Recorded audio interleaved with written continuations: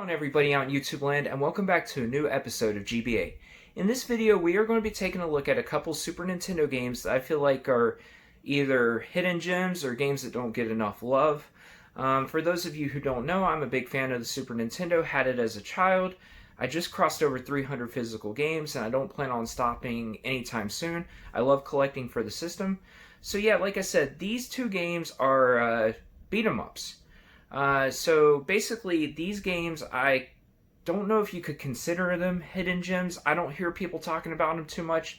So I just want to show them some love and let you guys know about them if you haven't heard about them, especially if you like the genre of beat 'em ups.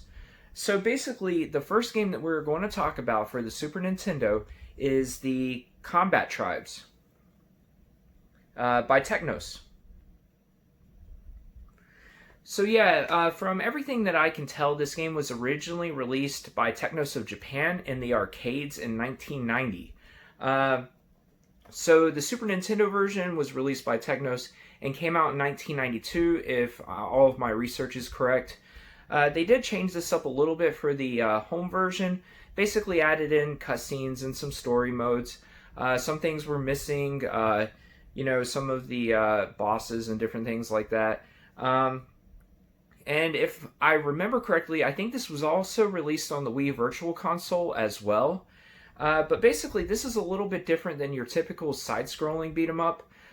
This one's more of like a brawling beat-em-up, I guess you could say, because you're basically just in one screen, pretty much per stage.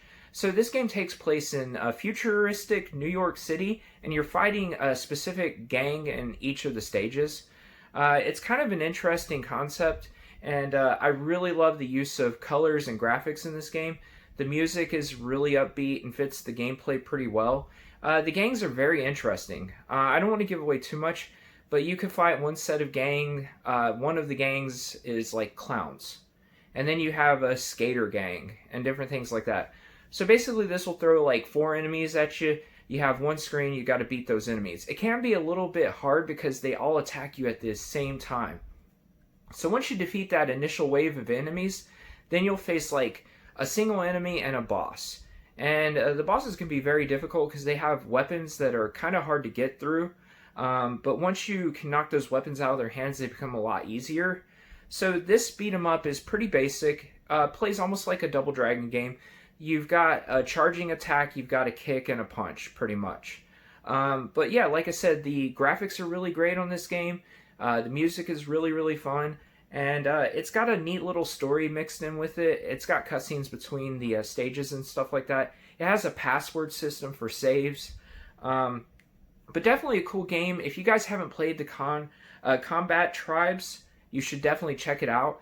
I'm going to shoot you over to some gameplay footage so you guys can see a quick little video of what the game looks like in action, and then we'll come back here and talk about the next game up on the list. So I'm going to shoot you guys to the gameplay footage, and I'll see you soon.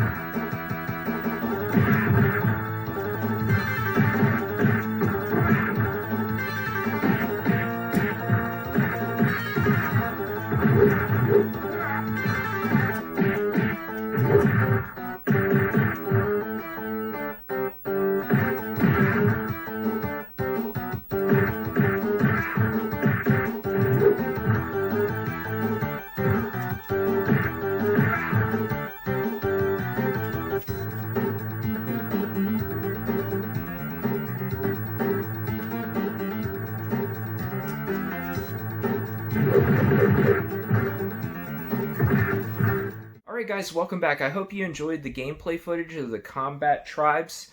And if you haven't tried that game, I strongly suggest you guys seeking out and taking a look at it. It's not an overly expensive game. You can have it for under $30 shipped typically on eBay or places like that. But the next game that we're going to talk about, the second game in this video, is the Stone Protectors for the Super Nintendo.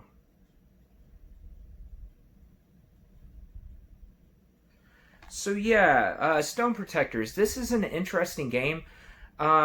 Basically, this was based off an animated TV series from back in, I want to say 1993 or somewhere around there. This one was released by Kemco, and it came out on the Super Nintendo in 1994. So yeah, Stone Protectors was basically like an attempt to draw out the troll dolls craze from the early 90s. And they were really trying to market the troll dolls to young boys primarily, or at least that's what it kind of seemed like. So they released the animated TV series, they released action figures, and then later on they had the tie-in game, the Stone Protectors for the Super Nintendo.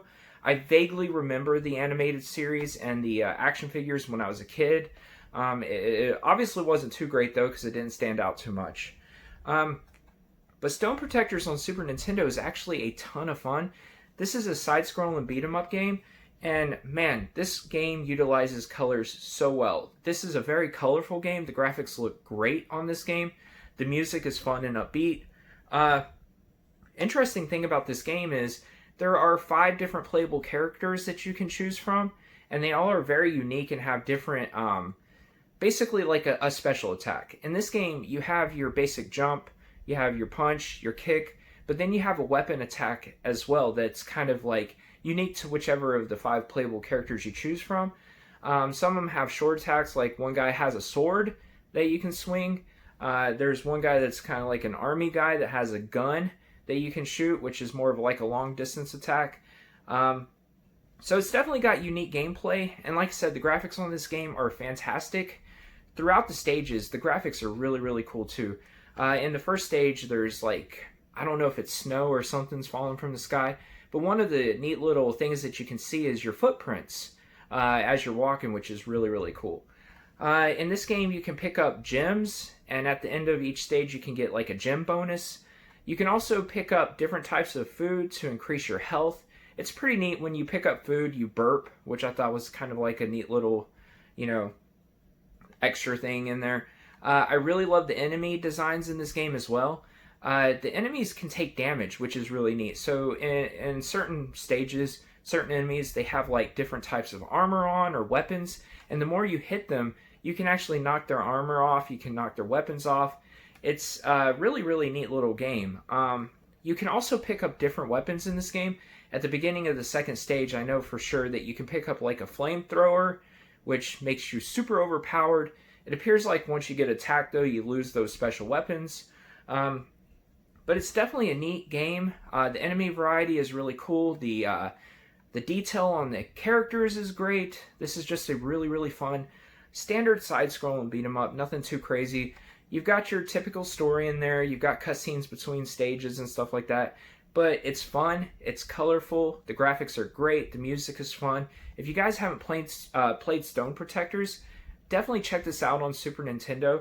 And it actually makes me want to go back and watch some of the cartoon again and see what, I forgot about. But I'm going to shoot you guys over to some gameplay of Stone Protectors for Super Nintendo so you can see how this plays. And I will see you guys after that.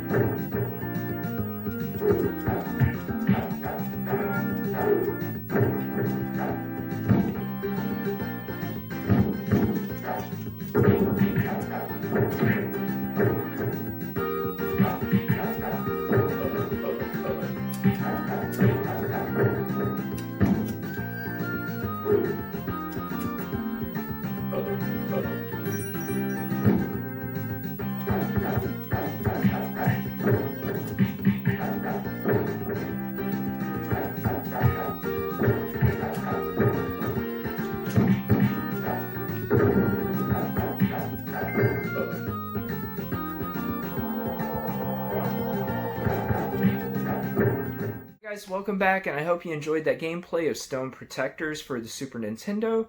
And likewise, I hope you enjoyed the conversation we had about the combat tribes for Super Nintendo. I'll show you guys these games one more time here. I think Stone Protectors goes for a little bit more than Combat Tribes. I could be completely wrong, but I don't see any reason why you couldn't find either one of these games for under $30 if you haven't played them before. And if you don't want to spend the money on them, fire up an emulator and play them that way. It's just as fun. But guys, yeah, so that's two Super Nintendo games that I feel like are kind of like hidden gems, or at least they don't get enough love out there. So let me know down in the comments what you thought about this video. Have you played these games? Do you own them? Do you like them? I would love to hear y'all's opinions and have a little conversation about these games with you. But guys, I think for now I'm going to end this video. But first I want to say thank you so very much for tuning in to this episode of GBA. If you haven't, please like, comment, and subscribe. It would help me out tremendously. If you know anybody who might like this kind of content, please share the video around. I'm always looking to grow the channel a little bit. But for right now, I'm probably going to go play some video games, maybe open up some boxes, try to enjoy the rest of my evening. I hope you do too. So until next time, everyone, I'll see you later.